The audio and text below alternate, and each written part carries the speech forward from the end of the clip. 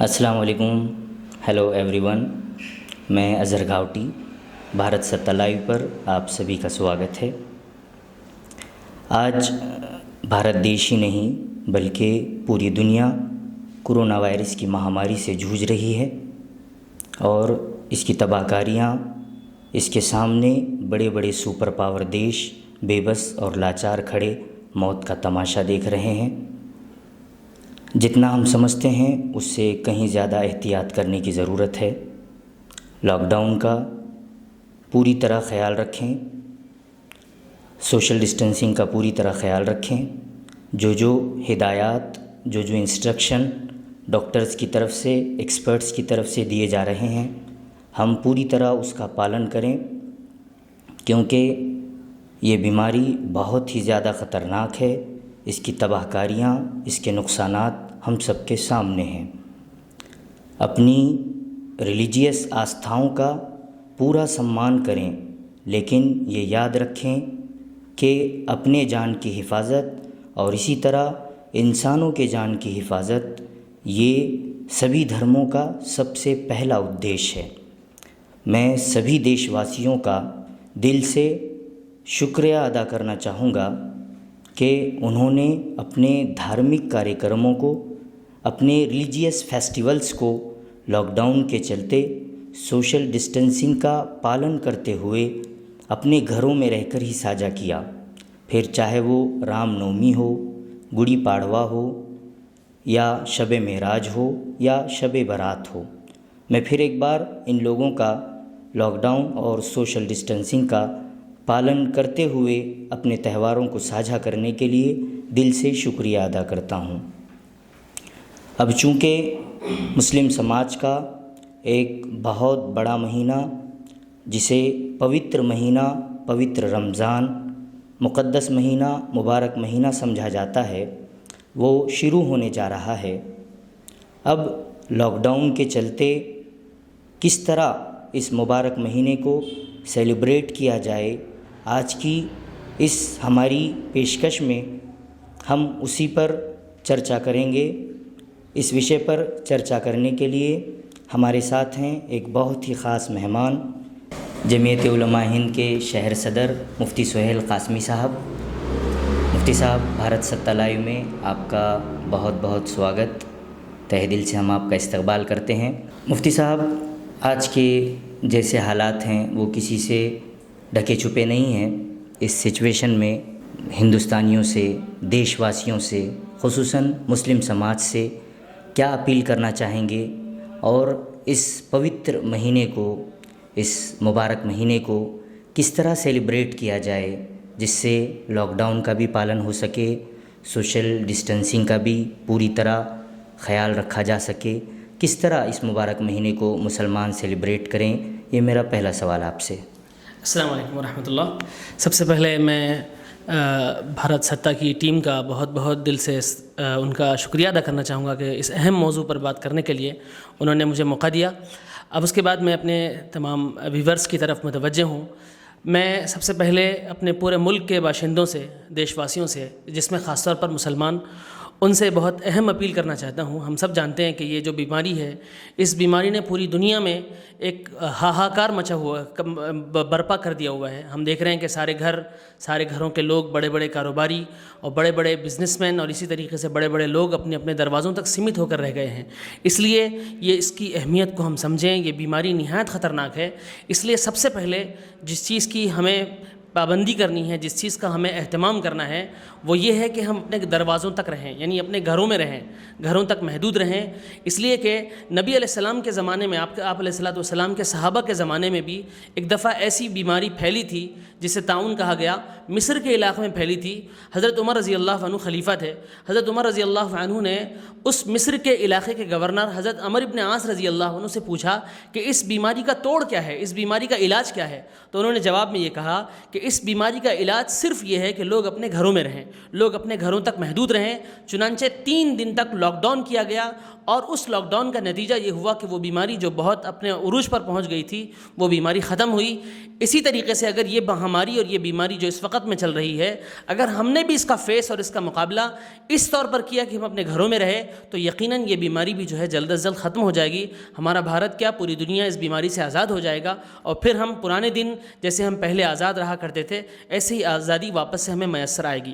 جیسے آپ نے بیچ میں بھی کہا تھا کہ ہمارے ملک میں بسنے والی اس تمام قوموں نے اس لاک ڈاؤن کے درمیان میں آنے والے تمام تہواروں کو اپنے گھروں تک اس کو گھروں میں ہی پورا کیا، گھروں میں ہی ادا کیا۔ اب ہمارے سامنے بہت بڑا مسئلہ یہ ہے کہ یہ لاک ڈاؤن چل رہا ہے، اور جیسے کہ حکومت نے گائیڈ لائنس دی ہیں کہ 3 مئی تک یہ ہمارا لاک ڈاؤن چلے گا، تو اسی درمیان رمضان بھی سٹارٹ ہو جائے گا، رمضان کی بھی شروعات ہو جائے گی۔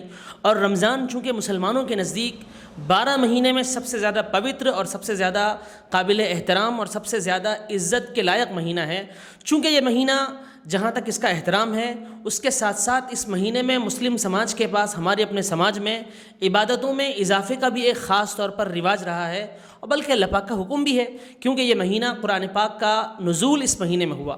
یہ جو قرآن پاک، پوتر قرآن، جسے ہم اپنا یعنی ہمارے لیے لائحہ عمل بتاتے ہیں، جس کو دیکھ کر، جس پر چل کر ہم اپنی دنیا اور آخرت کی زندگی میں کامیاب ہونے کا تصور مانتے ہیں، یہ پوتر قرآن، یہ ہولی قرآن اسی مہینے میں دنیا میں اتارا گیا ہے۔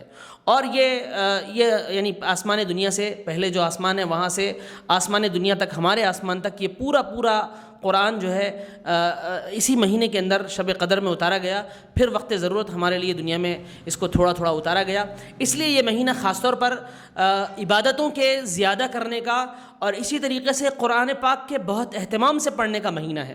اس لیے سب سے پہلے یہ بات کو میں دوبارہ عرض کروں کہ جیسے لاک ڈاؤن چل رہا ہے، عام ہم نے رمضان المبارک کے شروع ہونے سے پہلے جیسے لاک ڈاؤن کی پابندی کی ہے، اسی طریقے سے رمضان کے شروع ہونے کے بعد بھی لاک ڈاؤن کی اسی سختی کے ساتھ پابندی کریں جس سختی سے ہم پابندی رمضان سے پہلے کر رہے تھے۔ ایک بات یہ ہوئی۔ اب اس سختی سے پابندی کرنے میں عبادتیں ہیں، ہماری سحری ہے، ہمارا افطار ہے، یہ ساری عبادتیں ہم لوگ پہلے تھوڑا آزادی سے کرتے تھے، کبھی مسجد کو جا کر افطار کرتے تھے، کبھی سحری میں لوگوں کو کھانا پہنچانے کی عام طور پر یا لوگوں کے ساتھ مل بیٹھ کر کھانا کھانے کی ہمارے یہاں عادت تھی۔ تو اس عادت کو ہم چھوڑ دیں، اس عادت کو اس رمضان المبارک میں ہمیں بالکل قطعاً اس عادت کے ہم قریب نہ جائیں۔ افطار بھی گھر پر ہو، ہماری سحری بھی گھر پر ہو، اور ان دونوں کے علاوہ، ان دونوں عبادتوں کے علاوہ تیسرا ایک بہت اہم مسئلہ ہمارے درمیان میں ہمیشہ ہوا کرتا تھا تراویح کا، اس کو بھی ہم اپنے گھر پر ادا کریں۔ مفتی صاحب، خاص طور سے اس مہینے میں جیسا کہ آپ نے افطار، سحری، ان چیزوں کا ذکر کیا، یہ چیزیں تو اپنے گھروں میں رہ کر بھی مسلمان ادا کر سکتے ہیں، لیکن اس مہینے میں سب سے زیادہ اہمیت جو مسلمانوں کے لیے ہے وہ تراویح کی نماز ہے، جس میں مکمل قرآن شریف پڑھنے کا اور امام صاحب سے مکمل قرآن نماز کے اندر سننے کا مسلمان پہلے سے اہتمام کرتے آئے ہیں۔ اس لاک ڈاؤن کے پیریڈ میں تراویح کو لے کر، اس کی اہمیت کو لے کر مسلمانوں نے کس طرح اب تراویح کا اہتمام کرنا چاہیے، ان کے لیے کیا ہدایات رہیں گی، ان کے لیے آپ سے کچھ انسٹرکشن کس طرح اس کو ادا کیا جائے، یہ تراویح کے لیے آپ لوگوں سے کس طرح کی اپیل کرنا چاہیں گے؟ جیسے کہ بات آئی تراویح کی، عموماً ہم جو ہے تراویح کے اندر، بلکہ ہمارا 1400 سال سے یہ امت کے اندر، ایک مسلمانوں کے اندر ایک رواج رہا ہے کہ قرآن پاک پورا ہم رمضان المبارک میں سنتے ہیں۔ تراویح کے اندر ایک پبلک جمع ہوتی ہے، محلے کے، علاقے کے سارے لوگ مسجدوں میں جمع ہوتے ہیں اور جمع ہو کر پورا قرآن ہم اس مہینے میں سنتے ہیں۔ اس مرتبہ چونکہ پبلک گیدرنگ سے سخت منع کیا گیا ہے، سوشل ڈسٹینسنگ کا جو مسئلہ ہے وہ پبلک گیدرنگ کو بہت خطرناک طریقے سے متاثر کرتا ہے، تو اس لیے اس مرتبہ 2-3 باتیں بہت اہمیت کے ساتھ سننے سمجھنے کی ہیں۔ پہلی بات یہ ہے کہ تراویح سنت موقدہ ہے۔ میں دوبارہ اپنے ویورز سے یہ درخواست کروں گا کہ لاک ڈاؤن کی وجہ سے عبادتوں میں کوئی کمی نہ کریں۔ یہ ضرور کریں کہ ہم عبادتیں اپنے گھر میں ادا کریں، لیکن لاک ڈاؤن کی وجہ سے کسی بھی کوئی عبادت کو جو ہم پہلے کیا کرتے تھے اس میں قطعاً کوئی کمی نہ کریں۔ جیسے رمضان المبارک کے روزے ہیں، ہمارا جسے ہم اپاس کہتے ہیں، دن بھر بھوکا پیاسا رہنا ہے، اس کو بھی ہم رمضان المبارک کے اندر یہ فرض ہے. ہم سب جانتے ہیں کہ اللہ پاک نے قرآن کریم میں ارشاد فرمایا کتب علیکم الصیام کما کتب علی الذین من قبلکم، کہ رمضان المبارک کے روزے تم پر فرض کیے گئے ہیں. اس لیے رمضان کے روزے ہمیں نہیں چھوڑنا ہے. لاک ڈاؤن کی وجہ سے قطعاً کسی ایک آدمی کے ذہن میں بھی یہ نہ آئے کہ اس سال چونکہ لاک ڈاؤن ہے اس لیے رمضان کے روزے ہم چھوڑ دیں گے. حالانکہ دیکھا جائے سمجھا جائے تو اور دنوں کے مقابلے میں لاک ڈاؤن کے روزے ہمارے لیے آسان رہیں گے، کیونکہ ہمیں کوئی باہر نہیں جانا ہے، کوئی ذمہ داریاں پوری نہیں کرنی ہے. اس لیے بلا کسی شرعی ضرورت کے مجبوری کے ہم رمضان کا کوئی روزہ نہ چھوڑیں. اسی طریقے سے جیسے آپ نے سوال کیا کہ تراویح بھی ہم قطعاً نہ چھوڑیں. تراویح یہ سنت موقدہ ہے، ہمارے نبی کی ایسی سنت ہے جس کو 1400 سال سے امت برابر پورے طریقے سے کرتے آ رہی ہے. اس لیے اس سنت کو ہم ہرگز نہ چھوڑیں، اس سنت کا اہتمام کریں. اب ترتیب کیا ہے؟ دیکھیں اس میں بیسک طور پر بنیادی طور پر 2 باتیں سمجھنے کی ہیں. پہلی بات ایک یہ کہ تراویح کی نماز پڑھنا، 20 رکعت تراویح یہ پڑھنا سنت ہے. اور دوسری بات کہ اس تراویح کے اندر قرآن پورا سننا یہ دوسری سنت ہے. قرآن سننا یہ ایک الگ سنت ہے، تراویح پڑھنا ایک الگ سنت ہے. تراویح کی 20 رکعت ہوتی ہیں حنفیہ کے نزدیک، بلکہ تمام جو چاروں اسکول آف تھاٹس ہیں ان سب کے نزدیک جو ہے 20 رکعت تراویح پڑھنا یہ سنت موقدہ ہے، سنت ہے. اس لیے ہم اس کا اہتمام اس مرتبہ ضرور 20 رکعت تراویح کا کریں، گھروں میں رہ کر کریں، مسجد نہ جائیں. اسی طریقے سے محلے میں بھی اگر ہم ادا کر رہے ہیں تو اور لوگوں کو جمع نہ کریں، اپنے گھر میں نماز ادا کریں. مسجد میں چونکہ ہماری حکومت اس وقت میں یہ کہہ رہی ہے کہ بھکتی چالو رہے گی، عبادت چالو رہے گی، تو 2-3-4 افراد جو بھی مل کر مسجد میں ادا کر رہے ہیں جماعت کے ساتھ تراویح ادا کریں. اس کے علاوہ ہم اپنے گھر پر اکیلے نماز ادا کریں. اگر ہمارے یہاں 1 سے 2 لوگ نہیں ہیں اور اگر ہمارے گھر میں 1-2 لوگ اور ہیں تو ہم اپنے گھر کے لوگوں کو اپنے ساتھ رکھ کر گھر میں بھی جماعت کے ساتھ 20 رکعت تراویح مکمل ادا کریں. اسی سلسلے کا ایک سوال مفتی صاحب میرے ذہن میں یہ ہے کہ اگر محلے کی مسجد میں جماعت کے ساتھ 5 لوگ تراویح پڑھ لیتے ہیں تو کیا دوسرے لوگوں سے جو محلے کے دوسرے لوگ ہیں ان پر سے جماعت ساقط ہو جاتی ہے؟ وہ اگر تنہا نماز پڑھیں گے تو یہ کافی ہے؟ اس سلسلے میں آپ کیا کہنا چاہیں گے؟ بہت اچھی بات آپ نے پوچھی. بات یہ ہے کہ اگر مسجد میں محلے کی مسجد میں تراویح ادا کی گئی، جماعت کے ساتھ تراویح ادا کی گئی، تو یہ جو جماعت کے ساتھ تراویح پڑھنا ہے یہ سنت علی الکفایہ ہے. یہ ایک اصطلاح ہے جس کو ہم یہ کہہ سکتے ہیں کہ اگر محلے کے ایک شخص، ایک جماعت نے، کچھ لوگوں نے مل کر، تھوڑے بہت لوگوں نے مل کر بھی اس سنت کو پوری طریقے سے ادا کیا تو محلے کے سارے لوگوں کی طرف سے وہ ادا ہو گئی. یعنی اگر مسجد میں ایک جگہ تراویح ہو رہی ہے تو محلے کے تمام لوگوں کی طرف سے وہ ادا ہو گئی. اب لوگ اپنے گھروں میں انفرادی نماز پڑھیں، لیکن اگر آپ یہ نہیں چاہتے کہ میں جماعت کا ثواب میں کیوں چھوڑوں، جماعت کا ثواب میں کیوں ترک کروں، کیوں ختم کروں اس کو، تو اس کے لیے بہترین شکل یہ ہے کہ اگر آپ کے گھر میں 2-3 افراد ہیں آپ کو چھوڑ کر یا آپ کو ملا کر 2 سے 3 افراد اگر ہیں تو آپ گھر میں جماعت بنائیں. جماعت کی ترتیب یہ ہوگی کہ ہم اگر 2 ہی لوگ ہیں تو ہم اپنے سیدھے طرف اپنے علاوہ کو جو نماز پڑھا رہا ہے اس کے علاوہ کو اپنے سیدھی طرف کھڑا کریں گے اور نماز ادا کرائیں گے. اور اگر 2 لوگ ہیں تو دونوں طرف کھڑا کریں گے. 3 لوگ ہیں تو پھر جو ہے تینوں لوگوں کو پیچھے کی صف پہ کھڑا کریں گے، امام صاحب آگے کی صف میں ہوں گے. اس طریقے سے جماعت ادا کریں گے، جماعت سے نماز پڑھیں گے. 20 رکعت الحمد طرح سے پڑھیں، جیسے آخر کی 10 صورتیں ہیں ان 10 صورتوں کو 10 رکعتوں میں، پھر اس کے بعد اگلی 10 صورتوں کو 10 رکعتوں میں، اس ترتیب کے ساتھ. یعنی اگلی 10 رکعتوں میں 10 صورتوں کو، وہی 10 صورتوں کو الحمد طرح کے ساتھ جیسا پہلے پڑھنے کا رواج ہے اسی طریقے سے پڑھ کر ہماری نماز تراویح کو کمپلیٹ کریں. کیا تراویح کے اندر گھر کی خواتین کو بھی شامل کیا جا سکتا ہے؟ اس سلسلے میں آپ کیا ہدایت دینا چاہیں گے؟ جیسے کہ آپ کا سوال ہے کہ مستورات گھر کی عورتوں کے لیے کیا حکم ہے، گھر کی عورتوں کے لیے کیا ترتیب ہے، تو اس کا جواب یہ ہے کہ اور بھی جو نمازیں ہمارے دن بھر کی 5 نمازیں ہیں اگر ہم جماعت کے ساتھ پڑھ رہے ہیں تو اس جماعت کے عظیم ثواب کے لیے، بہترین بڑے ثواب کے سے اپنی گھر کی عورتوں کو کیوں محروم رکھیں گے؟ اس لیے ہم اپنی گھر کی عورتوں کو اپنے نماز میں اپنے ساتھ شریک کریں گے. ترتیب اور شکل کیا ہوگی اس کی شکل یہ ہوگی کہ اگر ہمارے گھر میں مرد ہیں تو ہم پہلے امام صاحب یعنی جو نماز پڑھا رہے ہیں وہ کھڑے ہوں گے, اس کے بعد مرد کھڑے ہوں گے, اور اس کے بعد پھر بچے کھڑے ہوں گے, اور ان کے پیچھے جو ہے عورتیں کھڑی ہوں گی. اور اگر بچے نہیں ہیں تو مرد کھڑے ہوں گے, اور مرد کھڑے ہو کر پھر ان کے پیچھے بالکل عورتیں کھڑے ہوں گی. یہ اس وقت میں ہے جب گھر کے تمام لوگ یعنی غیر محرم ہیں. غیر محرم ایک ایسی اصطلاح ہے جس کا مطلب یہ ہے کہ یعنی جیسے ماں ہے, بہن ہے, بیٹی ہے, اگر ایسی عورتیں ہمارے گھر میں ہیں, اگر ساری ایسی ہی عورتیں اگر ہمارے گھر میں ہیں تو پھر کوئی مسئلہ نہیں ہے. جیسے بالکل یعنی پہلے امام صاحب کھڑے ہوں گے, اس کے بعد مرد کھڑے ہوں گے, اس کے بعد عورتیں کھڑی ہوں گی. لیکن اگر ہمارے گھر میں بھاوج بھی ہیں, مثال کے طور پر نند یا جو ہے چاچی ہیں یا جو ہے مامی ہیں, یہ ایسے رشتے ہیں جن رشتوں کو اسلام نے غیر محرم کہا ہے, جن رشتوں کو اسلام نے غیر محرم کہا ہوا ہے. اس لیے ان کی ترتیب کیا ہوگی؟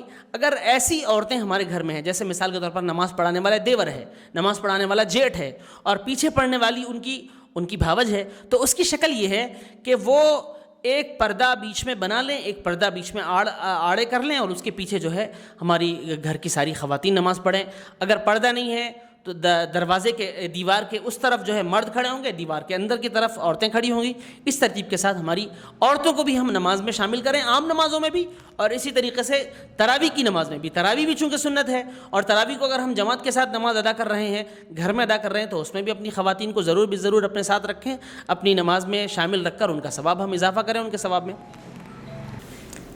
یعنی کل ملا کر گھر کی خواتین کو بھی ہم جماعت کی نمازوں میں شامل کر سکتے ہیں.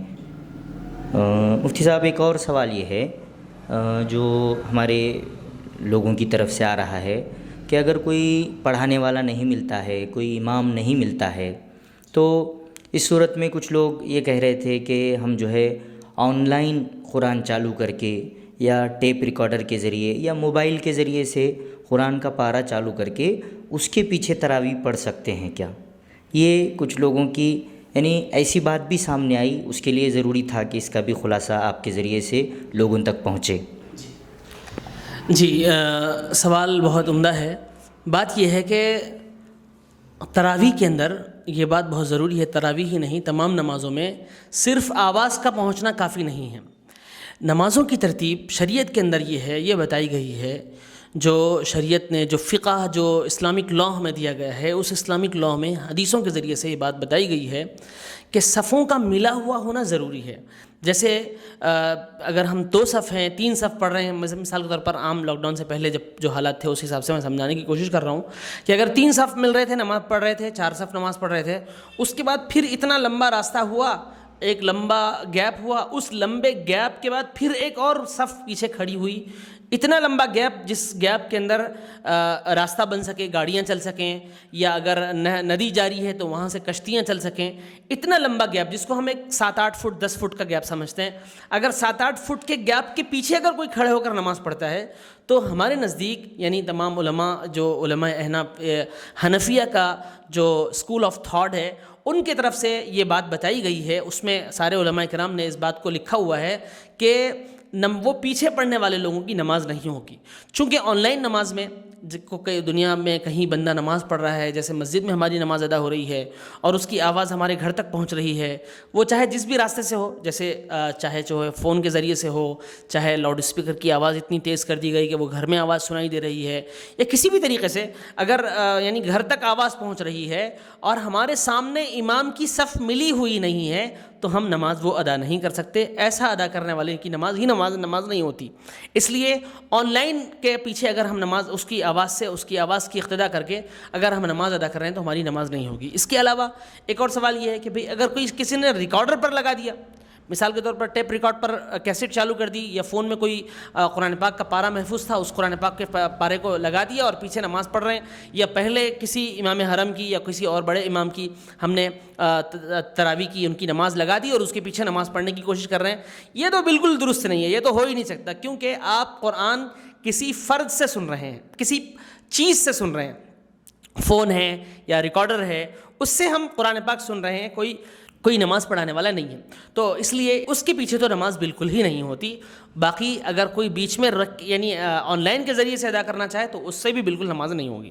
مفتی صاحب نے یہ بہت اچھی بات کہی. میں پھر ایک بار تاکید کے طور پہ اپنے ویورز سے یہ ریپیٹ کرنا چاہوں گا کہ آن لائن تراویح یا اسی طرح ٹیپ ریکارڈر کے ذریعے تراویح یا موبائل میں قرآن لگا کر تراویح، اس طرح سے تراویح کی نماز نہیں ہوتی۔ ایسی چیزیں نہ کریں، اپنے علماء سے کانٹیکٹ کریں، ان سے ربط کریں اور سارے سوالات پوچھ کر لاک ڈاؤن کا خیال رکھتے ہوئے، اسی طرح سوشل ڈسٹنسنگ وغیرہ کا پالن کرتے ہوئے اپنے رمضان کے مقدس مہینے کو اچھی طرح سے عبادتوں پہ گزارنے کی اور اس کو خوب دل سے، من سے، اخلاص سے سیلیبریٹ کرنے کی کوشش کریں۔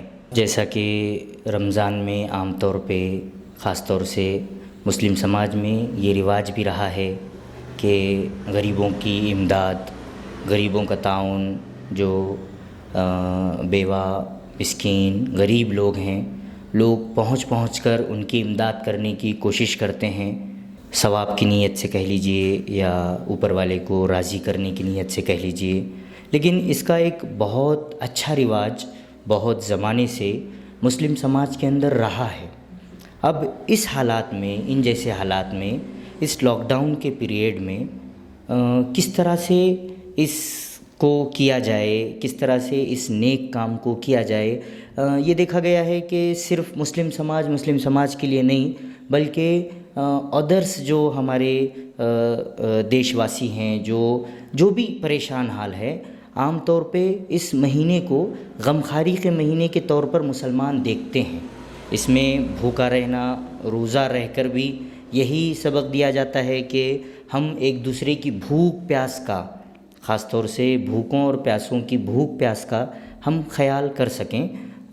اب اس اتنے بڑے نیکی کے کام کو کوئی بھی دھرم، اس کو میرے خیال سے کوئی دھرم اس کو یہ نہیں کرے گا، انکار نہیں کرے گا۔ یہ سب کے نزدیک ایک بہت بڑا پنیہ کا کام ہے کہ آدمی دوسروں کے کام آئے، آدمی دوسروں کی امداد کرے۔ تو مسلمان اپنے جو انکم ہے، جو ان کا مال ہے، اس کے ذریعے سے لوگوں کا تعاون کرنے کی ہمیشہ سے ایک پرتھا، ایک رواج اور ایک اچھا عمل مسلم سماج کے اندر خاص طور سے اس مہینے میں رہا ہے۔ اس کے لیے آپ کیا ہدایات دینا چاہیں گے؟ آپ نے بہت اچھی بات کہی کہ یہ مہینہ غمخواری کا مہینہ ہے، جیسے کہ اللہ پاک نے، اللہ کے رسول صلی اللہ علیہ وسلم نے حدیث میں بھی یہ بات کہی ہے کہ فَإِنَّهَا شَهْرُ الْمُوَاسَاةِ کہ یہ غمخواری کا مہینہ ہے، جہاں اس مہینے میں ہم لوگ قرآن پاک کی تلاوت کرتے ہیں، تراویح کی نماز پڑھتے ہیں اور نمازوں میں بڑھ چڑھ کر حصہ لیتے ہیں۔ وہیں پر اس مہینے کا دوسرا خاص پہلو یہ ہے کہ اس مہینے میں غریبوں کا خوب خیال رکھا جائے، بلکہ یہ کہا گیا کہ اگر ایک آدمی کسی اپنے ایک غریب بھائی کا روزہ افطار کا انتظام کرا دے اور یا اس کو 2-3 گھونٹ لسی کے پلا کر اس کا افطار کرا دے، ٹھنڈے کے پلا کر اس کا افطار کرا دے، تو بھی فرمایا کہ یہ اس کے لیے بڑے ثواب کی چیز ہے۔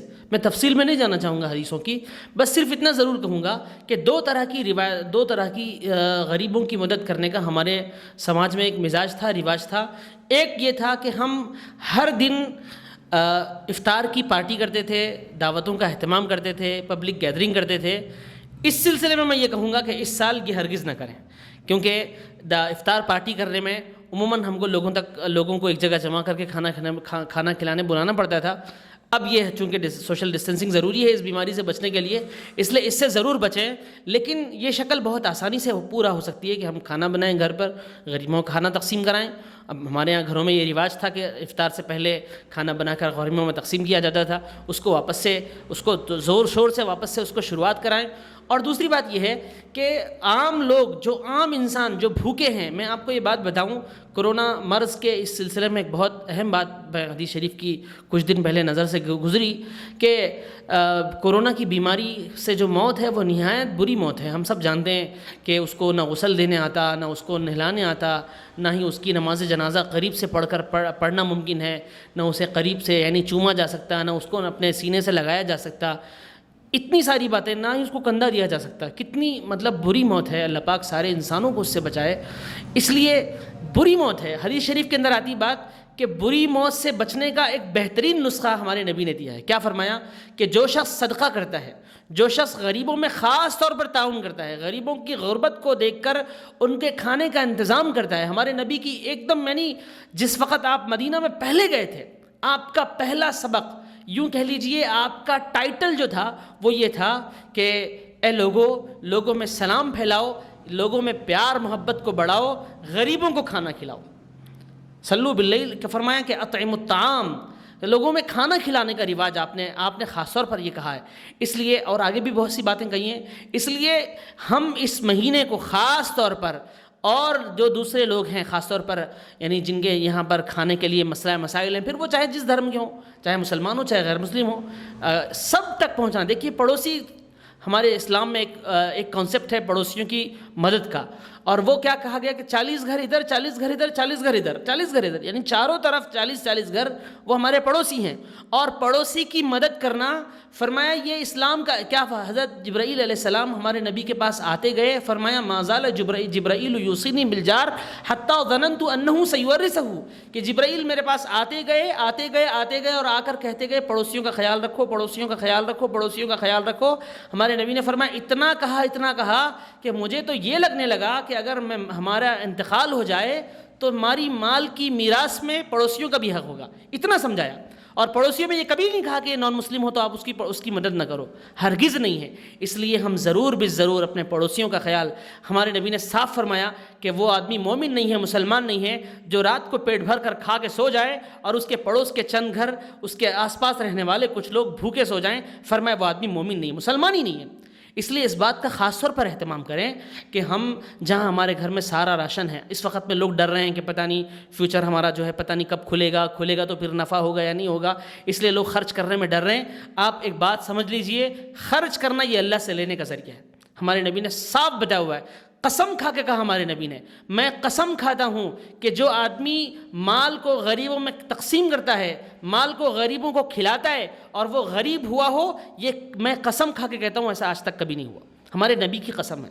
اس لیے آپ اس کی طرف توجہ دیں کہ آپ اگر غریبوں میں تقسیم کریں گے مال کو، آپ اللہ پاک قرآن کریم میں فرماتے ہیں کہ صدقات تو مال کو بڑھاتے ہیں، صدقات کے ذریعے سے مال خوب بڑھتا ہے.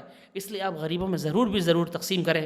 ایسے حالات میں جب مصیبتیں ہوں تو اس وقت میں صدقہ کرنے کا ثواب بھی دوبالا ہو جاتا ہے، بڑھ جاتا ہے، یعنی خوب بڑھا دیا جاتا ہے ثواب کو. عام دنوں میں جو صدقے کا ثواب ہے اس سے بہت زیادہ ثواب ان دونوں میں ہوتا ہے. اس لیے اس کا خاص طور پر اہتمام کریں کہ رات کو ہم ہر ایک کے گھر میں راشن پہنچائیں، ہر ایک کے. اور اس میں یعنی یہ ایک ترتیب چلی ہے کہ نیکی کر اور سوشل میڈیا پہ ڈال. اس سے بہت احتراز کرنے کی ضرورت ہے کہ آپ جو ہے غریبوں کو دے رہے ہیں تھوڑا سا اور اپنی تشہیر کا اس کو ذریعہ سمجھ رہے ہیں. اس سے اپنے آپ کو بچانا چاہیے. خاموشی میں اسلام نے کیا کہا کہ ایسے دو کہ ایک ہاتھ کو دیا تو دوسرے ہاتھ کو بھی پتہ نہ چلے.